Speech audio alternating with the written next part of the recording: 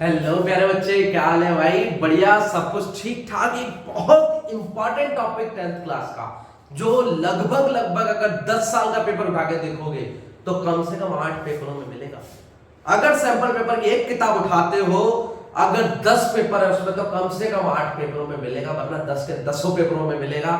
ऐसा क्वेश्चन है ये हमारा, न्यूट्रिशन इन अमीबा।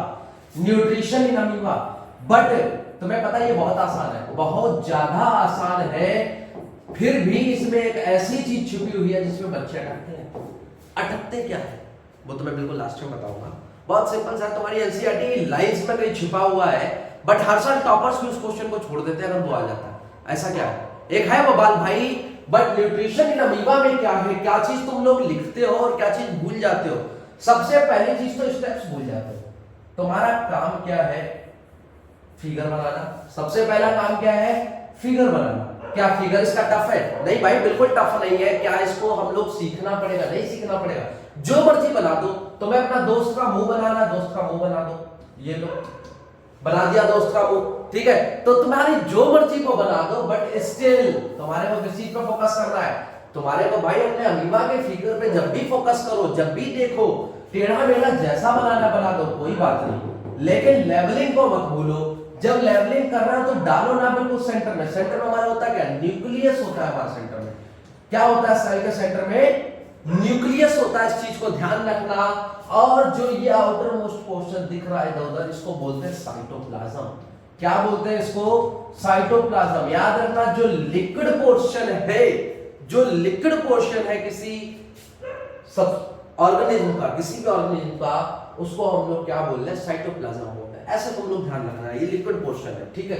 मान लो इसके बाहर खाना पड़ा हुआ है। क्या पड़ा हुआ है?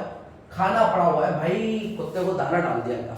अब दाना जब इसको डालते हैं तो ये पता है खेल क्या करता है? नेक्स्ट स्टेप में तुम्हें ये बढ़ता हुआ नजर आएगा। खेल क्या करेगा तुम्हारे साथ कि जैसे ही इसने दाना देखा, जो इसका शेप था, शेप को बदलना शुरू करेगा। जैसे हमारा दोस्त बदल लेता है, खाना देख के हमारा दोस्त से बदलता है, कहता भाई क्या लाया, तुम कब आएगी, खिलाएगा यार, है ना।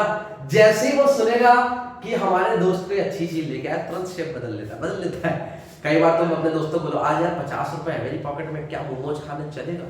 दोस्त कहे हाँ भाई क्यों नहीं, चलेंगे, बिल्कुल चलेंगे।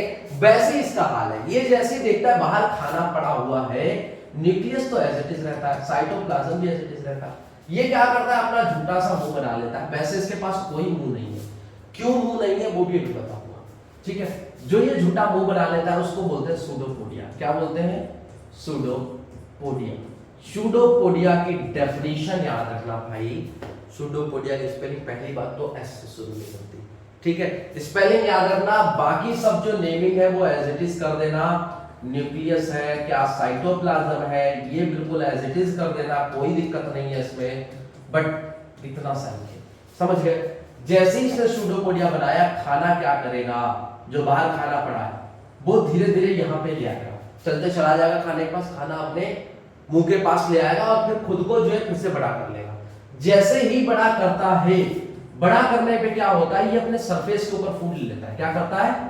अपने सरफेस के ऊपर फूड लगा लेगा। ऐसे ये खाना इसने अपने सरफेस के ऊपर लगा लिया।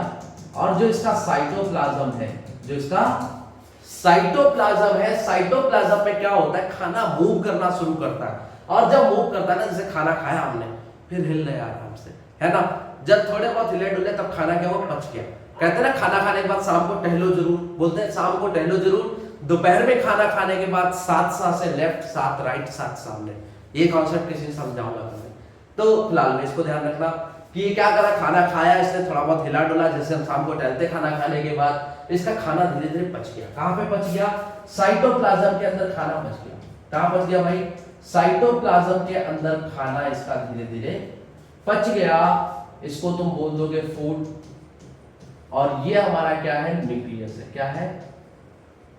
न्यूक्लियस है, ठीक है, ये न्यूक्लियस है। अब समझ गए तरह। अब जब खाना ये खा लेगा तब क्या करेगा? अनडाइजेस्टेड फूड है, जितना भी अनडाइजेस्टेड फूड है, जब किसी ने न्यूट्रिशन स्टार्ट किया, खाना स्टार्ट किया, तो निकालेगा भी तो ना भाई। उसको पचा के अंदर थोड़ी सब खत्म कर दिया, सर उसने खा लिया, बात खत्म नहीं होगी भाई। खत्म होने की बात कहां पे आएगी? जब वो वापस खाना बाहर निकाल देगा, जब वापस खाना बाहर निकाल देगा, जो हमारा अनडाइजेस्टेड फूड है वो बाहर निकाल दिया। यहां पे तुम इसको सो भी करोगे, ये क्या है, अनडाइजेस्टेड फूड है। क्या है, अनडाइजेस्टेड फूड, जो उसने डाइजेस्ट नहीं कर पाया। बाकी जो भी नेमिंग करते थे वो एज इट इज कर दो। अब खेल क्या है जो मैंने तुमसे बोला था, मैंने जो तुमसे बेटा खेल बोला था वो ये है कि पहली चीज तो ये ऑर्गेनिज्म कैसा है, ये ऑर्गेनिज्म है भाई हमारा यूनिसेलुलर। कैसा है, यूनिसेलुलर ऑर्गेनिज्म है, मतलब कि सिंगल सेल वाला, मतलब कि सिंगल सेल वाला ऑर्गेनिज्म है, जिसमें क्या होता है, ना ही खाने के लिए अलग से हाथ है, ना ही मुंह है, ना ही प्रॉपर ये पाइप बना हुआ है कि खाना खा रहा है नीचे जा रहा है आराम से, और ना ही इसके पास पेट है पचाने के लिए। ठीक है, तो इसके पास कोई भी अलग अलग चीजें नहीं है, तो ये क्या करता है, अपनी बॉडी के ऊपर खाना ले लेता है। ठीक है, तो अगर तुम सबसे पहले लिखने को आएगा तो तुम क्या लिखोगे, it is a unicellular organism, it is a unicellular organism. पहला जो तुम्हारा पॉइंट होना चाहिए वो ये होना चाहिए।